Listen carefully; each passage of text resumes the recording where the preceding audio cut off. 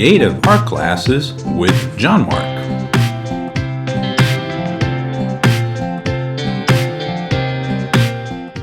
Today's lesson, how to draw a cartoon Frankenstein.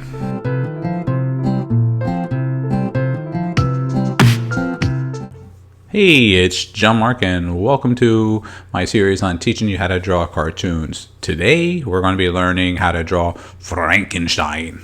Alright, let's begin. So the first thing I did, as you may see, is the head. I put the crosshair in there. I created a body, the torso area, and now I'm creating the legs right now.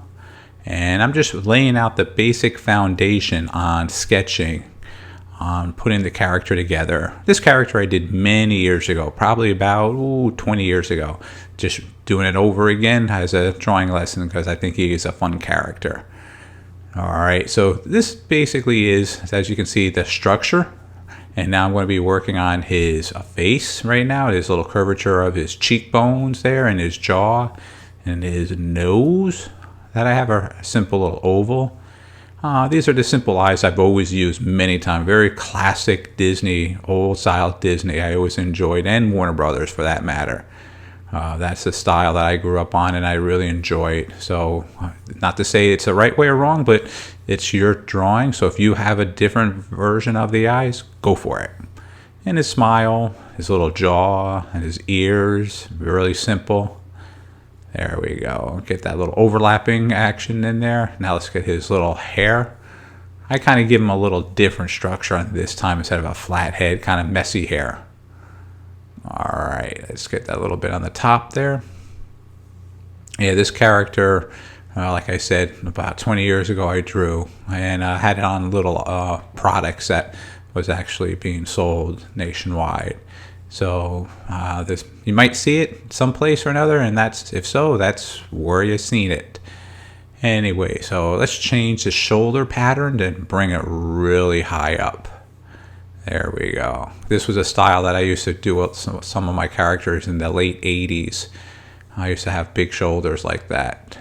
Alright, let's get his sleeves together. I'm going to make them ripped sleeves and working on the other one. This shape and style of cartoon is almost like a mirror image. One hand and one foot. Very similar on one side to the other side. Just a little different structure here and there with the elbow or the angle of the hands and the toes. But it's basically a mirror image style. That's what I thought this lesson would be easy to see. So what you do on one side, you can almost mirror image the other side. So let's get that sketching going. Back on there and put some of a little bit more detail in his hands.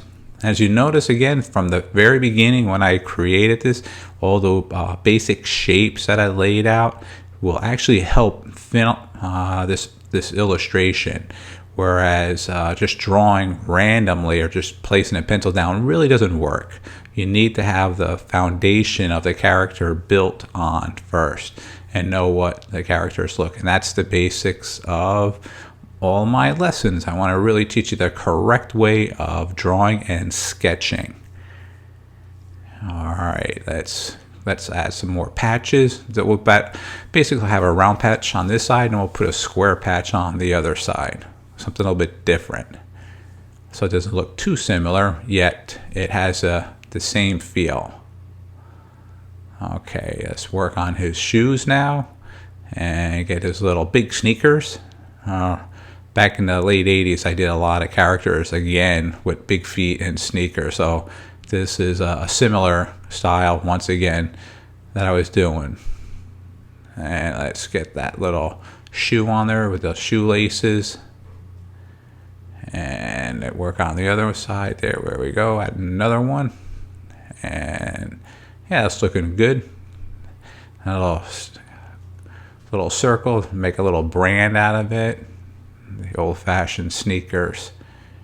Okay, let's work on the other side now. I get the other part of the sock in there and get the angle for the sneaker. And again, as you notice, I always say I have not erased, or do I erase afterwards? Sometimes I might, but majority of the time I don't, because this is a sketch, and then you can take it and finish it up. In this case, it was finished up traditionally inking, not on the computer, and then I scanned it and I put it in the computer, and then I colored it in Photoshop. Let's finish the bottom there of the sneaker.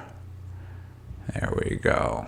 Okay, so as I said in the past, please don't throw away your illustrations or cartoons that you're working on ever. Keep them in a folder and date them. And days to months to years later, you can see how well you are becoming an artist. It's always a nice reference point. And it's an encouragement to young artists, as I taught many years professionally, and I guess comic book at Comic-Con, New York Comic-Con for 3 years. I was a guest artist there and had a fun time there. All right, let's finish up some of the other details more on him. There we go. He's looking really good. I think I'm going to be shading in some of his hair right now after to get that darkness to separate the face from the hair so you can see it. There we go. And that's just a speed line. That's just fun, so it actually stands out, so you can really see the separation from his hair to his face right now. Let's finish up the top there. There we go. All the way over. And I normally, if I do traditional drawings such as this on paper, I would have my mechanical pencil of different lead size, 0.5, 0.7, and 0.9 I would use. Yeah, that's darker in his ears. And around his ears some more there. Okay. Yep. And we just finished this little Frankenstein. I hope you enjoyed this lesson, and thanks for watching again.